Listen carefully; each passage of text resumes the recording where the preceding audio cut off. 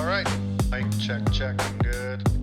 So I'm Max Ceron. CWB Association Welding podcast. Today we have a really cool guest. Welding podcast.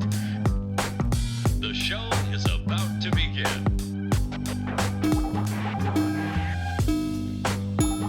Hello and welcome to another edition of the CWB Association podcast. My name is Max Ceron, and as always, I'm looking for the best talents and stories around the world. Today, I have the privilege of having Morgan King here from Ontario talking to us about her life in the welding sector. So, Morgan, how are you doing today?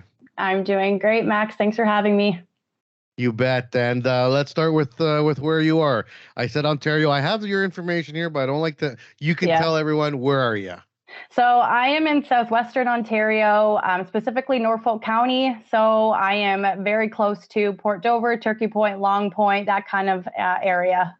There's a lot of points around there. Yeah, a lot of points, a lot of water, a lot of beaches, a lot of points. So is this like a nice part of Ontario? I don't know Ontario that well. So is Norfolk pretty?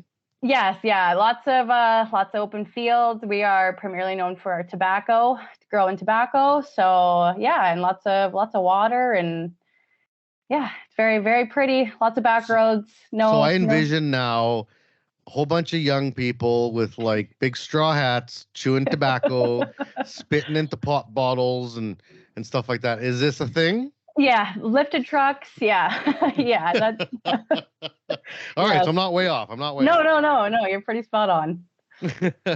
Now, from my experience in the world, when there's really nice places, there's usually not that much industry. Is there a lot of work in that area? There is some, but you do, if you want to make that good money, you're going to travel. So you'll look at, yeah.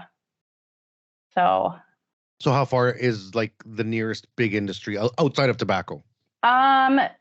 So probably like the biggest industry would be like Nanocoke. So Stelco steel, that's probably the biggest within this area. But other than that, you're going like Brantford, Hamilton, London, if you're really looking for somewhere like big to work. Well, if you got tobacco, which is agriculture, and then you got a steel plant not too far, that creates a lot of work already. Oh, there must be a lot of maintenance, manufacturing companies, stuff like that. Yeah, there is. So let's start in the start. Are you born in Norfolk? Like, are you a local to there? No. Well, I was born in Brantford, Ontario. I grew up there until I was about 14, and then my mom and my stepdad decided to buy a house in. So that was a very big culture shock from going from the city to a town of 3 stoplights, 1 Tim Hortons, 1 Subway. So, I mean, I could walk from one side of town to the other. So at the beginning, I was like, oh, this sucks a lot. Like, oh, there's nothing to do here. But now that I'm a little bit older, I'm like, it's nice to kind of not have too much around, and it's not the hustle and bustle of the big city. You know, it's funny. And it's not just where you are, it's all of Canada. It's like as soon as you are a certain size of town, like just when you get over the size of village, you get a subway. You get a subway. Yeah. It's like, now you're legit. Now you count. Like before the gas station, before a co-op, before anything like that, you get a subway. Yeah, we got a Subway and we got like 4 pizza places, which is wild. And they've been going on that we were supposed to be getting an A&W for the past like 2 years. So everybody's hoping that we get some sort of like burger joint around here. We don't got to travel 20 minutes to go get a burger. Well, I bet the pizza places make a decent burger. Come on. Yeah. I don't know. Well, you're not a fan. You're not. No. That's our options. If it's past 8 o'clock, it's like, all right, what do we got? Subway or pizza? That's about it. All right. So at 14, that's like grade 9, grade 10. Yeah. You leave the bigger city to go to small town Ontario. And, that transition's not easy for anybody. It's not easy to move at all when you're a teenager. Like it sucks no matter what. Now, what did it feel like going to this smaller town high school? Was it a bigger high school, small? What was it like? Or was it like junior high? I'm not sure how it works there. So so when I moved, I was going into grade 8. So I left all of my friends that I had grown up with. And so actually they had a 7-8 school that I had gone to, that I started at. And then, so it was obviously, that was a lot smaller because there was only grade 7s and 8s. But even like going into high school, like the high school here is the size of an elementary school in like the city. So I think there was only maybe 500. That might even be more than I think. But yeah, so that was definitely like a holy crap. Well, I mean, I guess I was kind of used to it because I was always used to having bigger class sizes. But then I was like, oh, this is a grade 9 to 12, and we're like the same size as say like my elementary school. So yeah, and I especially going into like grade 8, not knowing anybody, and a lot of people had formed relationships from when they were younger. I was like, oh, like this sucks. Well, especially small towns, they have relationships that are like families deep. Yeah, definitely. So it was definitely hard to try to, get my way in there. But by the time high school rolled around, I didn't have anything to worry about. I had friends and I was always really into sports. So that kind of helped me too, for sure. Well, between the sports and the chewing tobacco, I'm sure there was lots of things you guys could do together. Oh, yeah. Oh, yeah. So you're just rolling into like the early stages of high school, which is when you start getting the questions of like, what do you want to be when you grow up? Yeah. Right? What did you want to be at the 15, 16 years old? What was the dream job? The dream job would have been veterinarian, 100%. But there is a lot of schooling, and what I know now, it's a lot of schooling, and it's really hard to get into, like, to be a veterinarian. So that was definitely like, that was all growing up too, right? I loved animals, and I was like, oh, wouldn't it be cool to, work with animals? But unfortunately, science and biology weren't my strong suits in high school. So that ship kind of sailed a little bit throughout high school anyway. So other than vet, and honestly, like in high school, I really didn't know what I wanted to do. Like I didn't have a certain career path. I've always been really athletic and competitive in sports. So I knew that, sitting at a desk job definitely wasn't for me. Healthcare, like nursing, was pushed on me a lot in high school. But I knew I didn't want to work in I didn't want to work in a hospital. I didn't really really want to work with like people every day. So not like that anyways. Not like that. Them and stuff, like. Yeah. So, so I honestly, even throughout high school, even honestly coming out of high school, I really kind of felt lost. Like I didn't know what I wanted to do. I mean, I took the cosmetology, I took the family studies, I kind of took the ones that my friends were taking. In hindsight, if I look back now, I probably should have, gone with the shop class, but those were the boys' classes, I guess. Like they were and they weren't. I guess I was just a little bit nervous to be the only girl, or to kind of venture off from, I guess, what my friends were doing. So, so throughout high school, I didn't really know what I wanted to do. And what were the influences like around you? Like your stepdad and your mom, was anyone being like, hey, look at this, or hey, look at that, because there's always a little bit of like adults trying to tell you what to do. And it's usually based off what they know, right? Yeah. So no, like my mom's always been in like retail customer service type industry. So, and I knew I didn't really want to get into that either. My stepdad for a bit was actually an iron worker. So, but I mean, even if I think back now, at the time, I wasn't overly even really interested on like what, what he did for work. I just was kind of like, oh, like, that's cool. Like you go up on high buildings all day long. You know what I mean? Like, like I really didn't know what an iron worker did. So, I mean, in hindsight, kind of wish I would have poked at that a little bit more, but I mean, I was still 14, 15, 16, right? Yeah. You don't know. I didn't know. Yeah. No, I didn't know. You're more worried about, like why Bobby's dating Janet or whatever, like. Literally, or where the party's going to be this weekend. So that was, so I'm not overly like influenced. Like I'd say probably like it was more like the nursing healthcare was the only thing that was like kind of like pushed, be like, oh, you can make a good career out of that and you can make good money. So, but other than that, no, like the trades it was never really talked about. Like, and I think I graduated high school in like 2013. So it wasn't overly something that was like talked about not nearly as much as it is now. Well, I don't even know if it is that much. It's very much by school. Some guess, schools will push it. Some don't even bring it up at all. Yeah. It's a big barrier that we face, that Kids don't know what they don't know, and Yeah. parents don't know what they don't know. So if both your parents are accountants and they have had like an okay life with their careers, they're not going to be like, hey, you should look at welding. Like, it's not like, Yeah. why Oh, for would they sure. bring that up? Like, where would that come from, right? Even if it Yeah. was more paying or more money or whatever. So it's kind of up to the schools to put that in front of the kids, but they don't, right? Yeah. No, for sure. So you're graduating high school now. Yeah. You're like a rudderless ship Yeah. floating out into the waters, into the seas of life, Yeah. right? Well, where were you working? Like, I mean, even like everyone has a job coming out of Yeah. high school. Like, where were you working? So throughout high school, I worked at Tim Hortons. We do have one of those where I live too. Mhm. So yeah, I worked at Tim Hortons, and then I still worked at Tim Hortons out of high school. So I did that for about a year, I think. And then after that, I actually got a job at a small filter factory. And this is kind of where like my welding kind of started, or at least it started going in my mind. So I was working at a filter factory, and then I had kind of mentioned that I was looking on going back to school. Like, I was honestly at the time, I think I was like, oh, I'm sick of working all day long. Like, I want to go, go to school for something. So I mentioned to them that I was looking at welding, and they actually had one guy doing TIG welding in the back. So once I mentioned it to like the owner, he was like, well, if you might as well try it out before you go to school for it.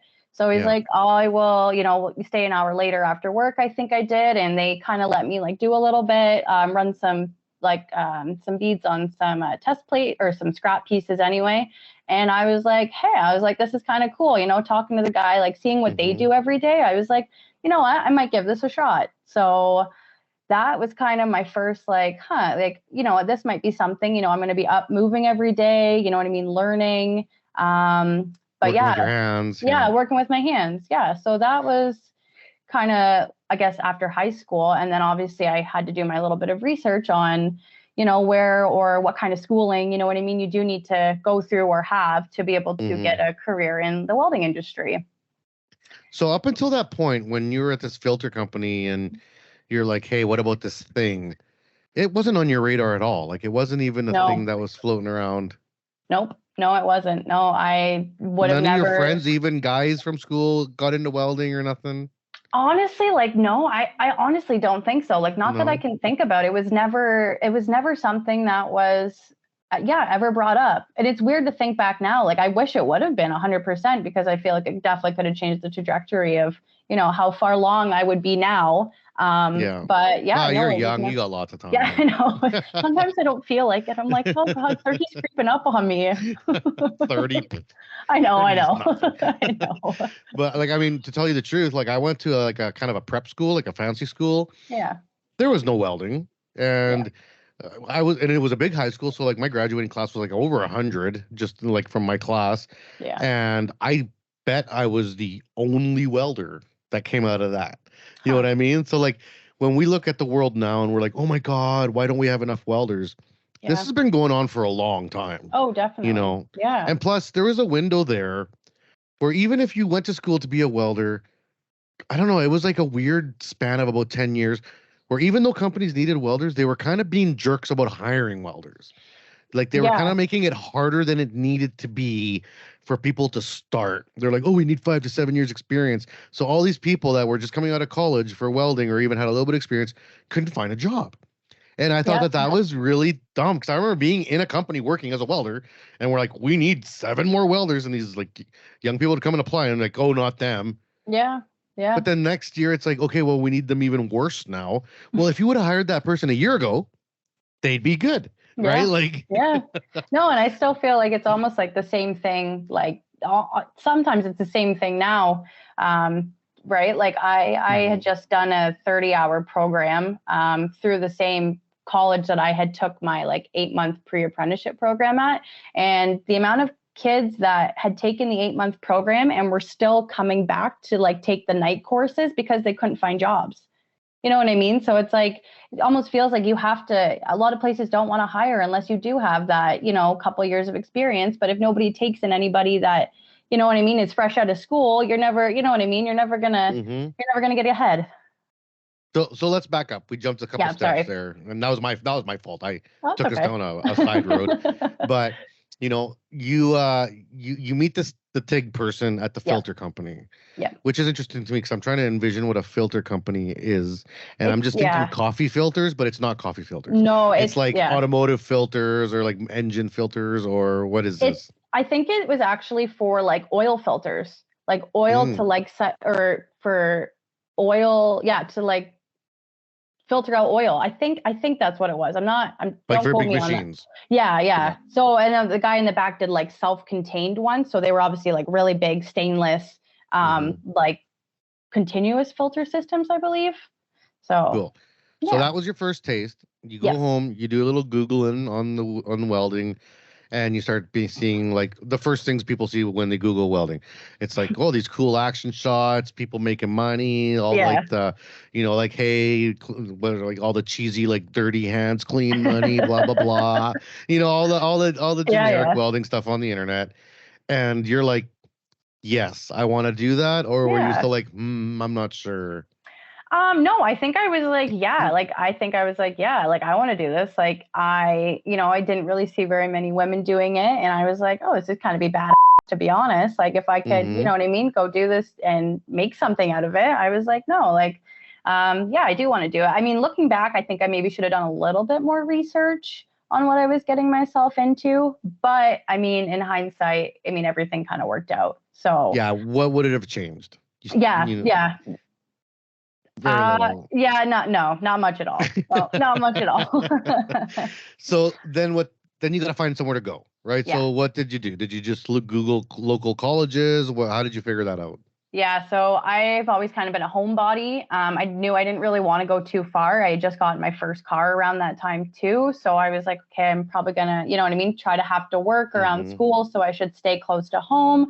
So there was like I had mentioned earlier, there was an 8-month pre-apprenticeship program that was within Norfolk County at a local community college. So I was like, and I believe when I applied, they do a January and September start date. So I was like, okay, this is perfect. I can apply, hopefully get in for January. So I don't have to wait that whole, you know what I mean, year to go to school. So yeah, so that's kind of why I had picked the school that I did, just because it was close. And from where I live now to where the school is, there's a lot more in that town. So it would have been easier for me to try to find some part-time work as well to work around like my school schedule. Yeah. So yeah, so that's the reason why I picked where I And chose so to. what was the program? What was it called? How long was it? Tell me about it. Yeah, so it was just called Welding Technology, 8 months. So it went from January to August, I believe. And yeah, so we learned, I believe there was like 12 of us when we started anyway. But yeah, so we kind of did a rundown of like we did stick, MIG, TIG, we did math, we did a little bit of blueprint reading. But I mean, even like looking back now, we shoved a lot into 8 months. It's a lot to take in and it's a lot to learn in 8 months. And yeah, so yeah, you know, it was a lot. How did you do in school? And honestly, this is my personal experience. I didn't have the best experience in school. I didn't have a teacher. I want to say this in a nice way. I think I had a teacher who was more or less there for the paycheck versus actually trying to better the students. So I honestly really didn't have that good of experience in school. It was hard. I was the only girl, so that was definitely a kind of a shock, not a shock for me. Like I kind of anticipated it, but I didn't realize. But you're hoping there's another. Yeah, one, right? yeah. So I was hoping, but no, I was the only girl. Actually, I had known a couple of the guys just through like high school and stuff like that were there. But they kind of had their own little group, right, of all the guys, and it was just kind of me. So yeah. Was it hard? Yeah, it was. Yes, yeah. It was hard. It was hard to get through like a whole day without honestly sometimes getting frustrated. And like I know that you talk about sometimes like that little, that little blue light. And I think back to it, and I don't even think in my 8-month period I really like that really clicked into me anyway, because I would like run a MIG weld and I'm like, is it supposed to look like this? Like it looks, you know what I mean? Like, is it? And the teacher would be like, yeah, that's what it's supposed to look like. And I'm like, okay, like, you know what I mean? Like, but because until you get that, you don't really understand what the doing. No. And yeah, like I really didn't understand. So, I mean, yes, yeah, it was hard. I mean, I guess especially going into those summer months too. I was like, holy crap, like what did I sign myself up for?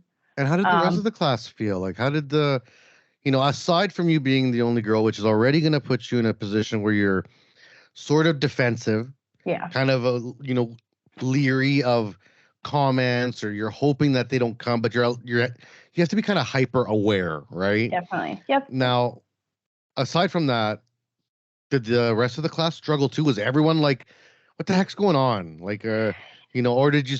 Sometimes what I see with classes, and I hate throwing teachers on the bus, but when there's weaker teachers, you'll sometimes see the students kind of rally with each other, Yeah. being like, okay, well, we all paid money. Let's figure this out because so and so's like whatever, right? Yeah. Yeah. Yeah, they definitely like they all kind of like I just remember specifically there was like we had to do a blueprint project, and Mhm. I have always struggled with blueprint reading. Like it's just something that doesn't like, you know what I mean? I have a hard time seeing what's on paper to make it into real life. But I remember that, and none of them really kind of knew. So they all kind of like got together and they were all trying to figure it out.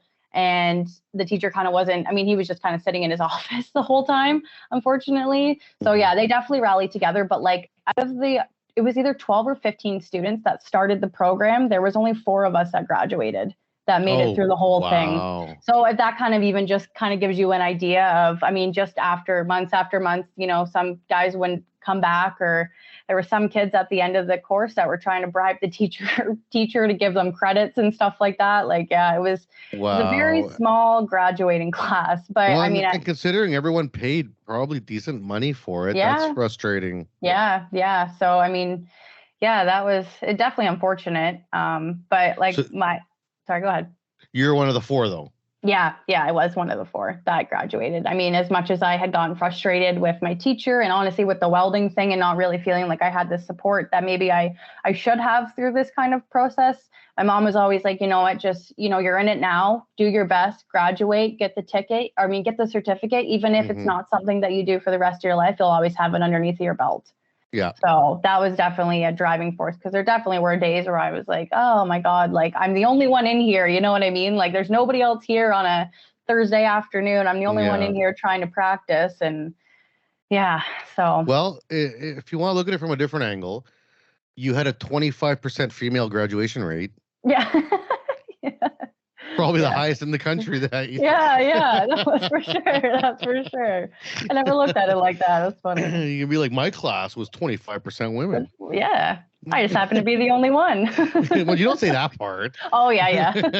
You want the stats to prop you up, right? That's true. Yeah. Now, I'm going to guess, because I was a teacher for a long time, and part of being a teacher, a good teacher, is that you want to inspire your kids. You want to inspire the students to go out there and kick, so that 20 years from now, when people talk about like, where did you go to school? Oh, Max was my teacher. That's always a good thing. That was it's kind of like a legacy that you get to leave as a teacher, your students. And I love to this day when I see my students still kicking and succeeding. It fills me with joy to see them doing good, right? Yeah. Now, when you have a class where you're not feeling it, the vibe's not there. Yeah. I find that immediately translates into the work life, that those students then aren't that confident at looking for work. Those students are not that confident in their skills. So even if they get a job, they're like, second guessing themselves, and they're more afraid than they need to be, right?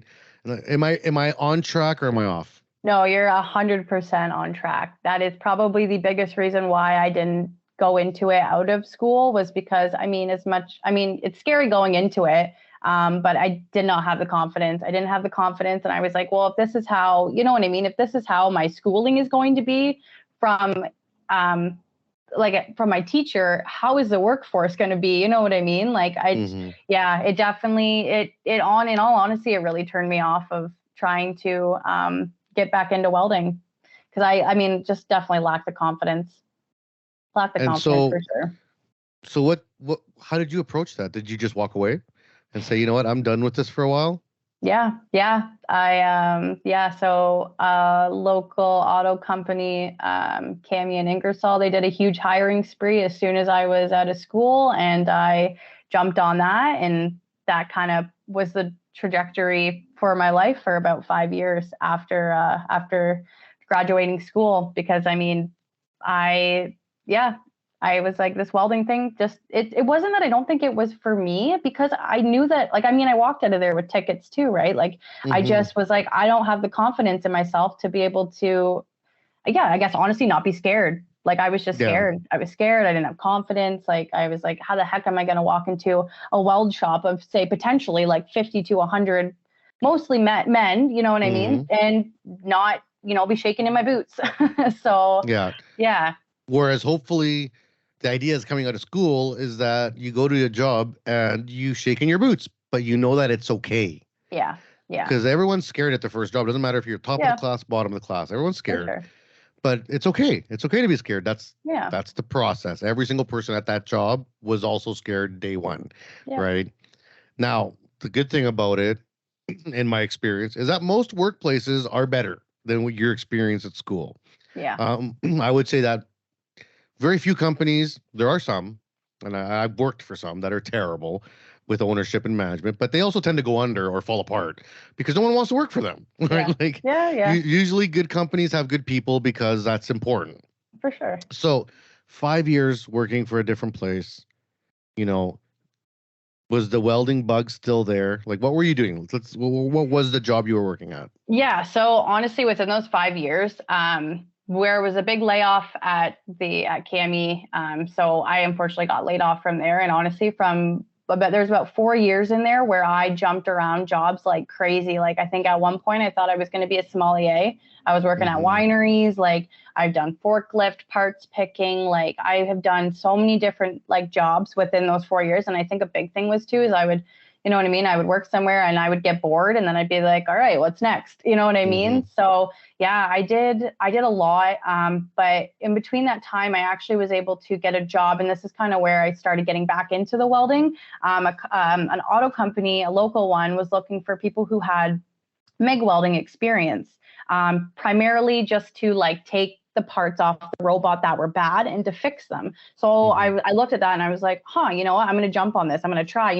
I still have that, you know what I mean, certificate in my back pocket. So I applied for that and I got the job there. So that was, I guess you could say, kind of my first little step getting back into the welding. I mean, it wasn't like, it's not like working in a fab shop or anything like that, but I mean, I was still holding a gun.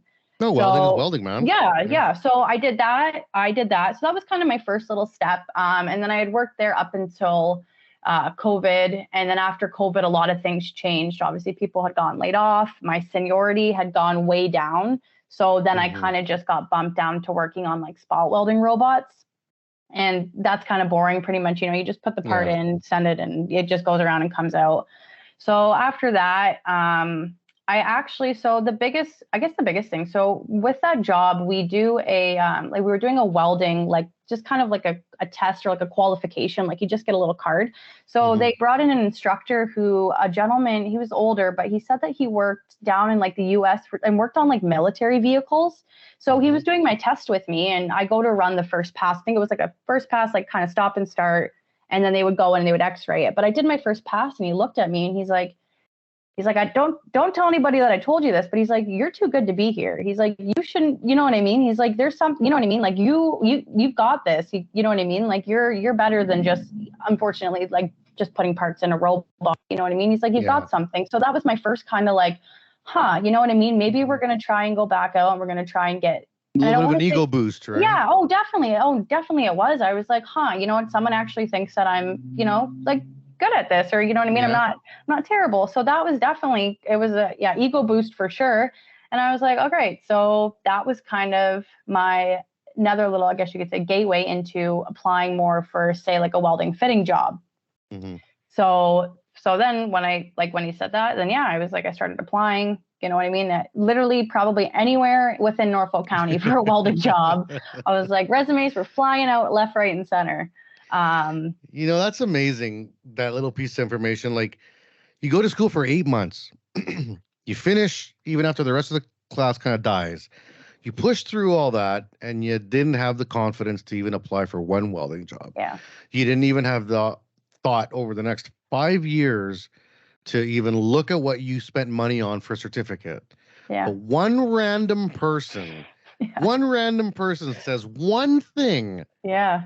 and that's enough to be like, boom, back. 'Cause Yeah. that's all you need, right? You just Yeah. need that moment where you're like, yes, yes, We're I gonna, can. yeah, Yeah. yeah. No, definitely. Especially from somebody that I don't, you know what I mean? I'd only met for say 15 minutes or whatever, right? I was like, oh, okay, oh, all right. So maybe I do got this. But yeah, no, it was definitely a changing point. I don't think that's anything I'm ever gonna forget. Just that Mhm. one. Because I mean, I don't know, maybe if he never would have said that, I might still be working at the same place. I'm not too sure, but yeah. So from there you start looking for work. Was it challenging? Was it a good time in the market? Was there lots of job openings out there?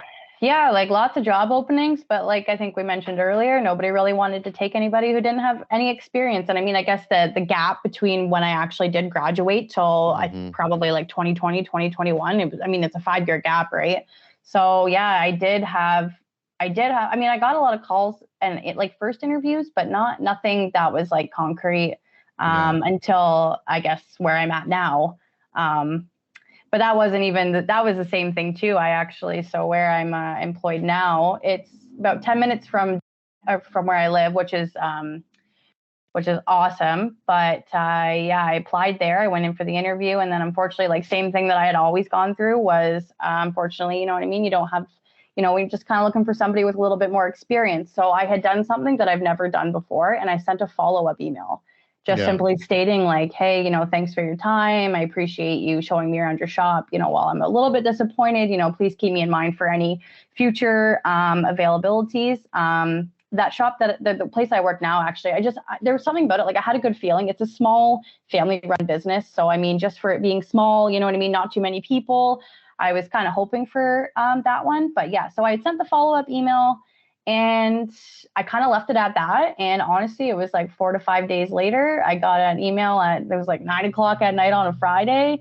And my Mhm. current boss now was like, you know what? The only way for us to get ahead is to get some more products out. So he's like, I'd like to have you in for a small weld test, see how you do, and we'll kind of go from there. And And your heart's like, yeah, oh yeah. I was like, when I saw that email, I was like, there's no way. I said, I mean, this guy, my boss works long, long hours. So Mhm. now that I see him now, it makes a little bit of sense. But I was like, 9 o'clock on a Friday night, like, but yeah, but yeah. So I mean, it was true. It was an email. So yeah, Well, it's I heard someone say once like applying for a job and getting turned down is the first step in negotiations. yeah, yeah, It's like, yeah. but you didn't get the job. Oh, really? Oh, Why? yeah, yeah. Oh, the Let's ball's in get my into court. this. Yeah, yeah. Now. So what you're saying is, you want me to start on nights? Yeah, yeah, You know. yeah. What can we do here? But Yeah, yeah. So that's good. No, and no, it is yeah, good to pound those doors, right? Like, definitely, so definitely. this is a great time because now we can take the break. Okay, And when we get back, we'll talk about the job, yeah. the welding job that you got and the trajectory that's going on now. So don't go anywhere. It's Max with Morgan on the CWB Association podcast. We'll be back after these quick words from our sponsors. The CWB Association is new and improved and focused on you. We offer a free membership with lots of benefits to anyone interested in joining an association that is passionate about welding. We are committed to educating, informing, and connecting our workforce. Gain access to your free digital publication of the Weld magazine, free online training, conferences, and lots of giveaways. Reach out to your local CWB Association chapter today to connect with other welding professionals and share welding as a trade in your community. Build your career, stay informed, and support the Canadian welding industry. Join today and learn more at cwbassociation.org. And we're back here on the CWB Association podcast. My name is Max Ceron. I'm here with Morgan King, coming to us from beautiful Norfolk County in southwestern Ontario. Now, right before the break, we were talking about sort of the difficult path you had to get actually into welding. It was easy to get into school, but then school was kind of blah. Then it was tough to get a job, kind of blah, rolled around, lots of blah. Now, now you're in the now you got a job. You had to pound Yeah, on the door a couple times. yeah. You're walking in the door. Tell me about that initial experience of getting this job and what it started like. So I started out actually as the helper to a gentleman so the company I work for makes log splitters and wood chippers. So I'm primarily responsible for the wood chippers. And these wood chippers are they're 600 pounds. So they're big, they're meant for farm work or whatever, right? So I started out just by being the helper to make those wood chippers. So, I mean, my first couple, I think, weeks even were just on really small parts. I mean, they didn't really give me, you know what I mean? Not too much, just kind of seeing how I was doing. Very, very lucky and grateful for the supervisors that I do have. They were always, willing to help out and really take the time too. But yeah, so I just kind of started doing some small stuff. I mean, I was still so nervous going in that first day. I was like, oh no, what am I doing? Is there any other women at this company? No. I mean, except for one girl that was in the office, but yeah, no, I believe I was the first full-time female welder that they had. I do believe that there was a girl that they had for a summer. I believe it might've been a friend of the family's, but yeah, I was the first full-time welder in the shop. So it was definitely, I think, adjustment for the guys too. But I mean, they all took it really well. And I mean, now we're all, oh yeah, they're good. And if anything, I mean, even I think a couple months down the road, they were like, honestly, we're really glad that we brought you in because it changes the dynamic of the shop, I guess, a little bit before the better. You know what I mean? All the guys are kind of, they just having a little bit more, I don't want to say respect, but just a little bit, less gross. Yeah, maybe that's the word that I want to use. Yeah. As a person who's worked in many all dude shops, it's pretty gnarly. Yes. That's a good word. That's a good word to use. Gross. A little less gross.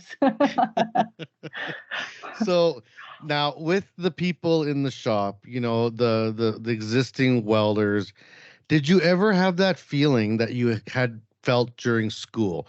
Where there was no support, you're hung out there to dry, just get out there? Or did you immediately find that, this is not a real weld shop, real welding job, that, they were more supportive?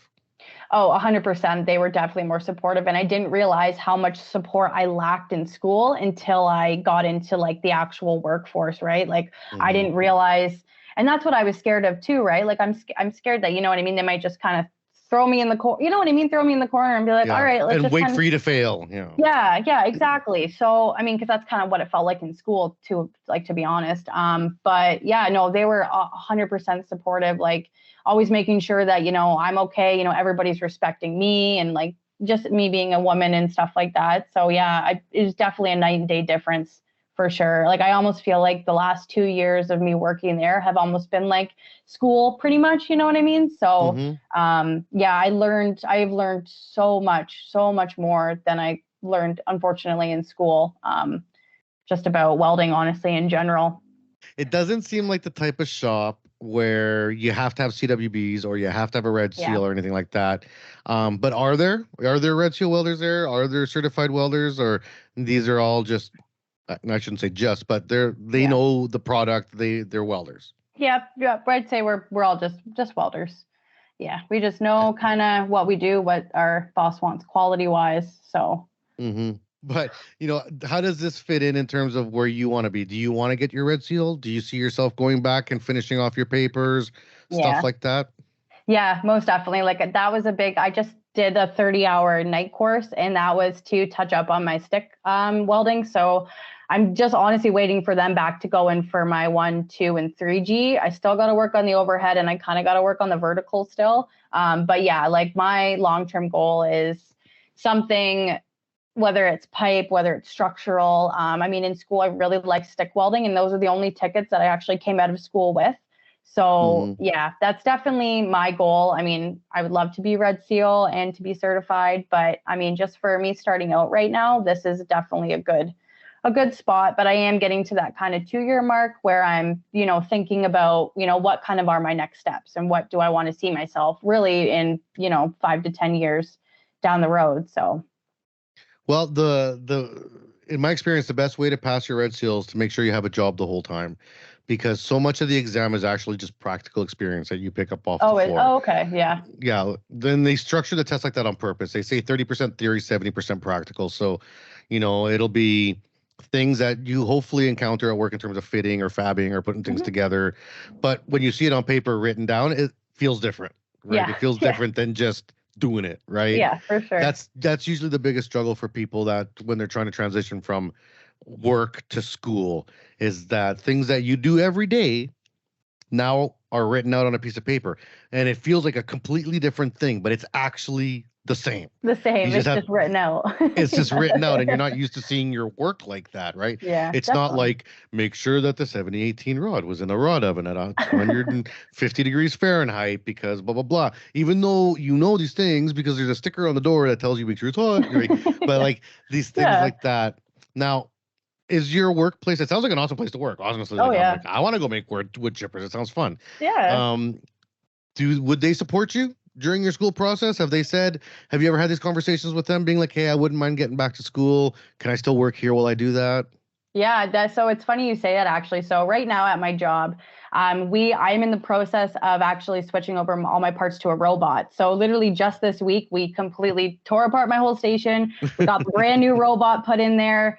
So it's taken up a crap ton of my space, but I'm hoping that it's going to help with the workload. So yeah, actually just a couple weeks ago, I had gone up to, there's a private pipe school in Guelph that I've been kind of looking at too, because I think I'm trying to get more into maybe like a private school versus like, the school that I had gone to before. So I had a meeting with him, which went really, really well. And I actually had a meeting with my boss to potentially talk about once this robot's up and running. And you know what I mean? I don't really want to leave them high and dry. They've been really, really good to me over the past 2 years. So if I can kind of, stick around to help at least get this set up and running, just because I am the only one that does know how to make all of the parts, that, sometime in the fall, if there might be we might be able to work something out where I can still work and go back to school. So yeah, that was just maybe 2 weeks ago. I had that conversation with my boss, and he's like, I'm glad that you brought this up to me, now, because he's like, you know what I mean? And then, when that time comes and you do want to go to school, because the reason this school stood out to me so much is it is only 5 hours a day. So I can do the school and I can work. So he's like, he was talking to me. He's like, yeah, he's like, honestly, we'd probably just, bring somebody else in and you kind of train them, you know what I mean? But you're still working and still being able to work. And then when you're done your course, you know what I mean? We have your spot kind of, you know what I mean, filled, and, you're on to your next phase of your life. So yeah, he's really, really good about working with us to be able to kind of do or achieve our goals. Yeah. That we want to Advance do yourselves. in life. Yeah. Yeah, exactly. Yeah, for sure. So. And now, you're looking at pipe welding. Why pipe? What is it about pipe welding that attracts you? It's something I think I really have to think about, because I think my boss said to me was that, you have to also look at, what's going to come out at the end of this. What is the job going to look like? Where are you going to find the money? Are you okay with traveling? You know what I mean? So, yep. I guess I was kind of between structural and pipe. I've always really liked stick welding. I like that it's challenging, and I like being outdoors. So I thought that would be a good fit too. But I really just like a challenge. I like a challenge. I might want to take some time. And, I've never really traveled. I've never been on a plane. So wow. yeah, no, I know. I gotta get on one, but I'm scared. But I always think to myself, anything that I've ever done that scares me has always been worth it. So I just kind of got to book that ticket, and I got to go 100%. somewhere. So that's another reason too. So it's not like you're traveling for free, but you know what I mean? I would like to see all different parts of Canada, whether it's Alberta, you know what I mean? British Columbia, Nova Scotia, anything like that. So, and underwater welding would be kind of cool too, I thought. But I was like, I'd have to go try to maybe do a scuba lesson before I, you know what I mean, do something like that. It's more scuba than welding. That's what I've heard too. Yeah. I've heard that it's easier to take a scuba diver and train them how to weld than it is to get a welder to go scuba diving. So, but in the pipe general aspect, I'm always just kind of, I'm up for a challenge. I like to kind of push myself, and, Have you thought about any of the union halls? You got the iron workers for structural, you got the pipe fitters and the boiler makers for pressure piping.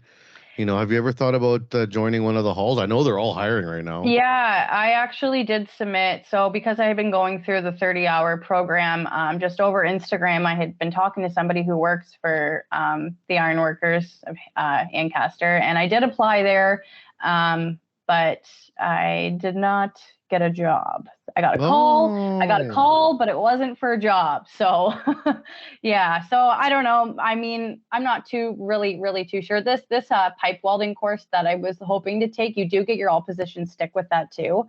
Yeah, So well, I the was, iron workers won't offer you a job unless you have your all position 718 at least. okay. Yeah, I know that's the reason why I had done the 30-hour program. Mm-hmm. But I mean, I didn't get all, so I mean, it's only 30 hours, right? I'm not going to learn Yeah. everything in 30 hours. So that's why I'm waiting to hear back from the college to see if they got any CWB dates coming up soon that I can go. And then I thought maybe they usually run them like I think 4 times a year. So I might try back in the fall. I was going to do the one in the summer, but I already weld 10 hours a day in the middle of summer. And then usually I was going right from work to the school to weld for another like 3 to 4 hours. And I'm like, I don't know if I might just take a couple weeks off and maybe we'll do it again in the fall. So, Well, you get 30 days between tickets to get all 4 positions, I think is what it is. oh, really? Oh, I didn't know that. I should know this, but I'm pretty sure it's 30. I like teaching, but I think it's 30 days. So so if you go do your like your 1 and 2, and then the next month you do your 3 and 4, that'll count as your all position. You don't have to do all 4 plates at once. So. Oh, okay. But you only have 30 days between like getting the first 2 to be able to get the second 2 to be able for it to count as like, oh, okay. Actually, I didn't know that. So I'm glad that you said that. Because like, I mean, some students break them apart because for some people it's just too much to do 4 in one sitting. Some people can't do it. Yeah. Other people can. Like, you just get used to it. Like I've done so many CWB certs in my life that I can do an all 4 plate 70-18 probably in under 2.5 hours, all 4 plates cut and ready to bend. Wow. Yeah, straight up. Oh, that's crazy. Like I don't even like I do like all 4 routes, show all 4 inspectors at a time. Yeah. All 4 fills, check. All 4 grinds, cuts, boom, out of here. Let's go. Like, let's get this done.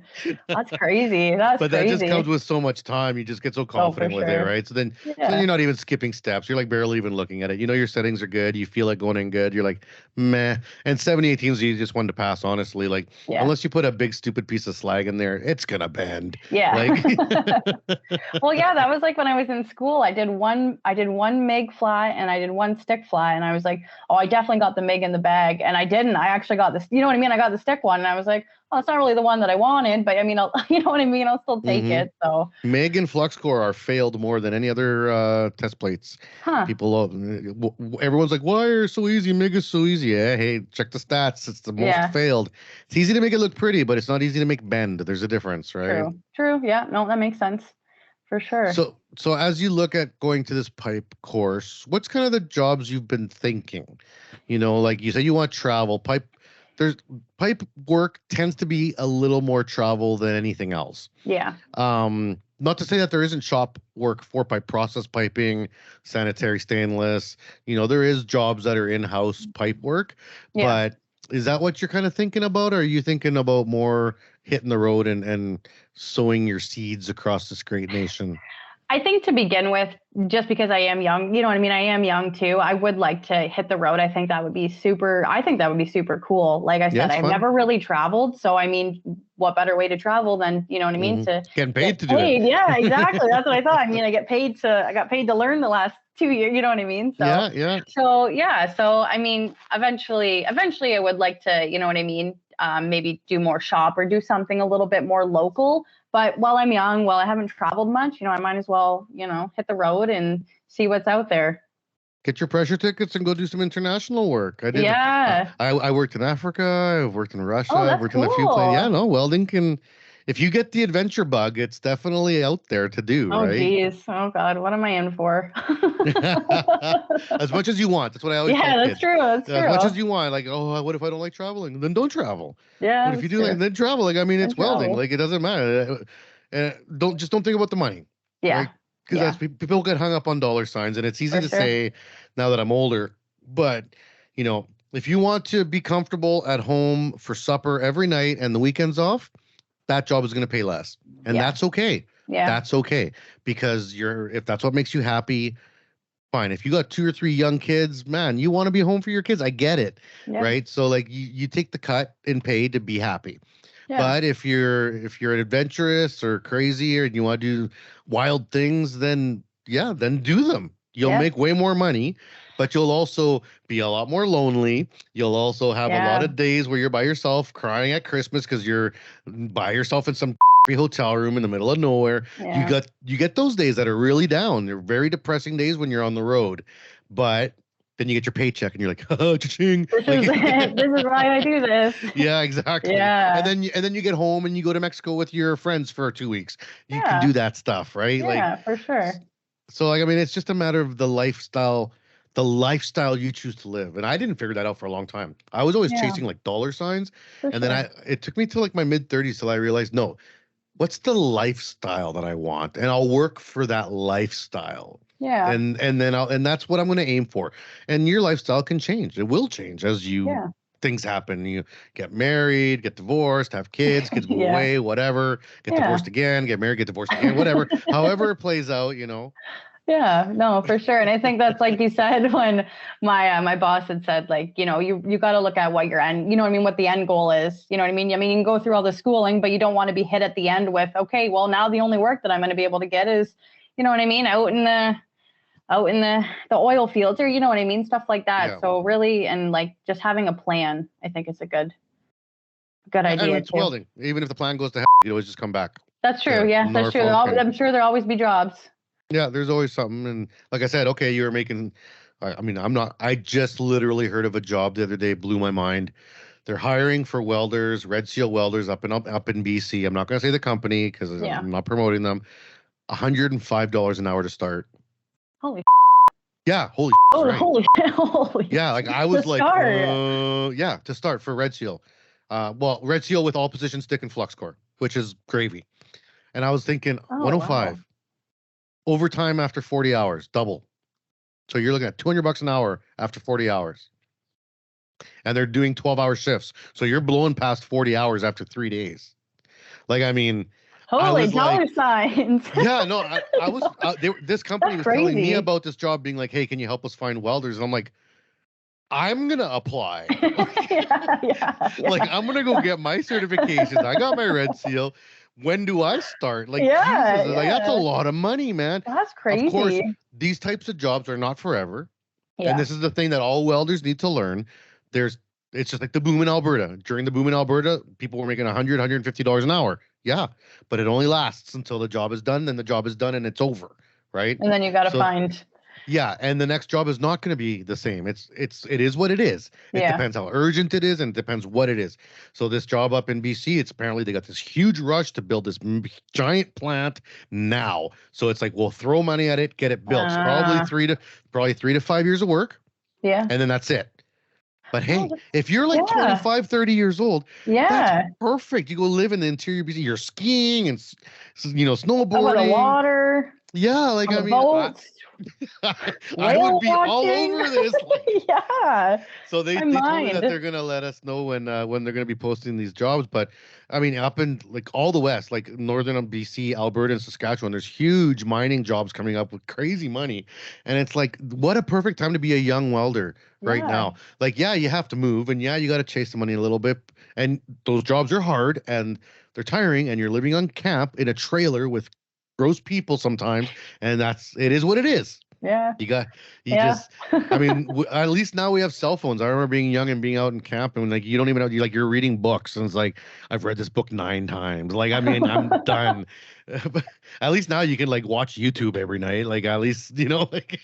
Yeah, that's true. That's funny you say that, actually. I for the first time ever on Tuesday, I had forgotten my phone and my headphones at home. So I was like, oh gosh, like, what am I going to do on my lunch break? So I went in the office and I was like, well, maybe I'll read the owner's manual for the wood chippers that I make. So I was sitting out there on the back pad reading it, and then all of a sudden I hear a beep beep, and it's my boyfriend. He's waving my phone out the window. He's like, I got your phone. I was like, oh, thank the Lord. I was like, I didn't want to have to read this these reading thing is for chumps. I know. I was like, in hindsight, I mean, I probably should have read them like 2 years ago when I first started, because I mean, I learned a little bit, but I was like, I'm over here reading the manual for the parts that I make, but Yeah. Yeah. No, I mean it's the work is out there. Shipbuilding, if you decide to get into that too, right now, I keep hearing about all these jobs in shipbuilding. All of BC's hiring, Halifax is Yeah. hiring. It's like I've always thought that would be pretty rad to go build giant Oh, yeah. boats. Yeah. Like, I mean, I was at the Seaspan shipyard in Vancouver, and I got a tour, and they're showing me this giant boat that they're building, this ship, and I was like, "So, how many of these do you make?" Oh, we got a contract for 15 of them. And I'm thinking in my head, oh, 15, that's not going to be. They're like, well, it takes 6 years to build one Oh my gosh. and 500 people at the same time 500 working on this. people to build one ship. Yeah, like these things are huge. Oh man. And then you stop and think about every little railing, every step, Oh yeah. every single piece, every canister, every drawer, it's all steel. Nothing's wood. Yeah. So like everything is welded and tested, right? So it's crazy out there. So go to school, Yeah. get your thing, and then man, look at what's out there. And if you want to get outside of Ontario, just start looking around. There's so much to do. And like I said, don't think so much about the dollars. Think about the type of work you want to do, right? For sure. Like Yeah. what's the adventure I want to have? Like the one I missed out on. I wish I would have worked up north. I've never been to the Northwest Territories or Yukon. Oh, okay. I would have loved to have done that as a young person. Yeah. That would have been cool. Actually, I have family up in the Northwest Territories, so that's oh, really? cool. That would be yeah. They got like gold mines up there and stuff. Like, man, that would be Oh. so cool. That would be cool. Yeah. That would be cool. You bring yourself home a little gold. Yeah, no, when I was in Africa, I was working in gold mines. And, everyone's got like their little nuggets. They're like, hey, this is the one I found. And I was like, I want a nugget. Like, I want to take home something. Yeah. Oh. Awesome. Well, we've blown through an hour here, like nothing. Yeah, I know, It's been it's crazy. fantastic. So let's get to the end of the episode here, where All it's right. about your future state. We talked about possibly pipe fitting, getting your red seal definitely in the books. What are some of the other kind of pipe dreams, pardon the pun, that you have in terms of your future? Like, do you see yourself as a business owner possibly someday? Do you see yourself maybe as an advocate for women because of the negative experiences you had, or maybe a teacher even someday to because of the, usually when you have bad experiences, you want to fix them for others. For sure. What do you see yourself doing? So actually right now I am a mentor through the CWB Women in Steel program. So I actually just got signed up with my first mentee a couple days ago, I believe. So I've been talking with her back and forth, which has been awesome. And then actually over the weekend, I just finished up doing a bunch of horseshoe projects. So I did a whole bunch of flowers and butterflies. I did it all for Mother's Day. So, I mean, yeah, like I would love to, a business might be more like way, way, way down the road. I think I still have obviously a lot to learn, and there's a lot to learn within the welding industry before I maybe take those kind of steps. But yeah, I mean, like from being able to build something on my own, from start to finish and seeing that final product, like after it was painted and everything. And I was like, this is pretty cool. Like I would love to, do something like that one day. Yeah. I mean, I think I would love to be able to like open up, say, my own school or something, like something small within this area, just something different. I think something maybe for, welders who are looking to just specifically get, one process, not like a, like an 8 just months. private classes. Yeah. Yeah, private classes. So that's been something on my mind, just because of obviously me not having the best experience in school and really trying to make that more open and welcome to women. But yeah, I mean, I got a lot of things that I want to do. Like, so it's just. Have you ever heard takes time. Have you ever heard of the Red Bench? No. Mm-mm. So Google the redbench.ca. Okay. It's a couple of women in Alberta that both went through welding programs and then started their own little private training program. Yeah. And they advertise it and sell it right from top to bottom as being a safe space for all women and LGBTQ community. Oh, awesome. And they get funding, they get money, they get help set up running the school. Oh, really? And now it's almost like they're full-time jobs. And Mackenzie and Joe, they run it. They're amazing women. They're both young, very ambitious. They work like other full-time jobs, but they started out like a collective where they actually have other women come in and teach classes and do stuff. And that's awesome. Yeah, and it's a really, really awesome like formula for a business that's like new. So it's like it's like owned, but owned by like the people that go there. So like you buy like a membership and then you actually help the school run. And it's really Oh, neat. So it's all just like women supporting women and people in the for sure. in other communities. And like we like the association, we've helped them with funding because I love the program. I was like, hey, Mhm. how can we help you? This is Canada needs more of this. Like the world needs more of this. Yeah. So if you're interested in something like that, I would definitely like look them up and maybe shoot them an email someday and say, like I'm thinking about doing something like this in my part of the world. I Yeah. bet you they'd give you great advice. They're really wonderful ladies. Yeah, no, that would be awesome. I've never heard about that. And I'll definitely probably once I'm not, or we're done recording this, I might actually check that out because that's actually like that is really, really cool. Yeah, definitely with I'm definitely very passionate about helping women try to get into this industry. So that would be awesome, actually, if I could do Awesome. something like that. And now for the final question, and you probably know what's coming, but if you could go into your time machine, and you're just finishing your 8-month, actually, no, let's go back even for day 1 of the 8-month welding program. You don't even know yet that it's going to not be what you wanted. You don't even know. You're just scared. You're the only girl. You're looking around. There's 11 guys and 1 girl. Yeah. What piece of advice would you give yourself now? Like if you could go back in time to yourself? I would say really do your research on in the welding industry so that you know what your plan is coming out of school. I think that you go through this 8-month program and you learn all of these different things and it's overwhelming. And if you have a plan to, what kind of your end goal is, I think it's easier to even go through school because then you kind of know, what do I really want to do? What do I really want to hone into? Do I want to get into the MIG, the TIG, the flux core, the stick? So then when you're out of school, you don't feel so like, okay, now, now what am I going to do? Yeah. So I think that just, always have confidence in yourself. Really reach out to the welding community too. I didn't realize how big the welding community is, just honestly, just over Instagram until like a couple months ago. And I wish that, I don't know if it was as big, say 5 years ago, but, really just reach out to people who are already in this industry. I think they're the best people to, not only just get advice from, but to be able to help you along your way. Awesome. Be there for support. So.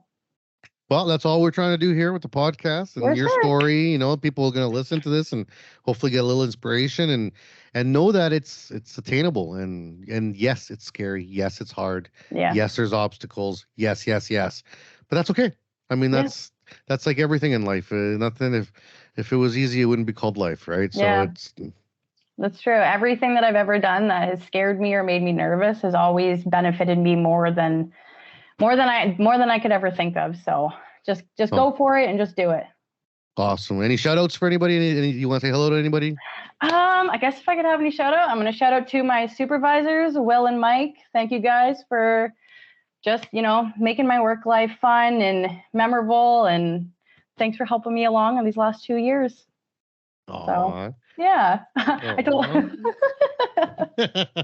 they both said they were going to listen to this. So I was like, if I have a chance, I said, I'm going to give you guys a shout out. So you guys better listen to this. Well, I'm glad that there's good owners out there and good managers out there that make a point of helping their staff. It's very important for the future. The next generation of people coming up, these kids coming up, they're not going to put up with it. They really aren't. Like it's a new world now, and we got to be ready to change. So for sure. Thank you, Morgan. This has been an awesome interview, and I really appreciate you taking the time with me today. Yeah, no problem. I had a lot of fun. Thanks. Good. Awesome. And for all the people following along, thank you very much. We have eclipsed 25,000 listeners. We have giveaways going on right now online. We got lots of cool prizes, and we're gearing up for some crazy events that are going to be releasing out in the next few months. So make sure you're following along. Make sure you sign up for your free membership on our association page and keep downloading and sharing these and commenting. Let us know what's going on in the comment sections of wherever you are listening to this podcast. So thank you very much and stay tuned for the next episode.